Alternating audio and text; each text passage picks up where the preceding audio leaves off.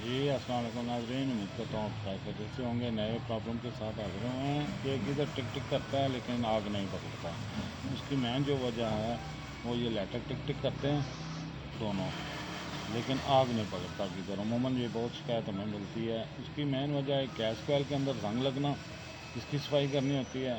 सबसे पहले आपने सेल चेंज करना है। सेल आपने नए डालने हैं। अगर आपकी ये डब्बी जो है साफ़ है, इसमें जंग नहीं लगा, अगर जंग लगा ये साफ़ कर लें, नहीं तो आप अंदर वाली साइड पे जंग है वो भी साफ़ कर लें। सेल नए डालेंगे इंशाल्लाह। कोयल ना बोलने की वजह यही होती है कि सेल कमज़ोर होते हैं या उसमें जंग लगा होता है, प्रॉपर गीज़र करंट नहीं देता, जिसकी वजह से सिर्फ लाइटर चलते हैं और गीज़र आग नहीं पकड़ता। आपने सिर्फ इसके जो है ना सबसे पहले सेल चेंज करना है। सेल आपने नए डालना है।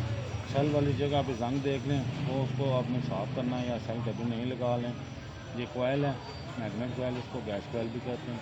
इसको अगर आपने सेल भी नए डाल दिए हैं, डब्बी भी सही है सेल वाली, फिर भी आग नहीं लग रही, तो फिर आपने ये गैस कोयल खोल लेनी है।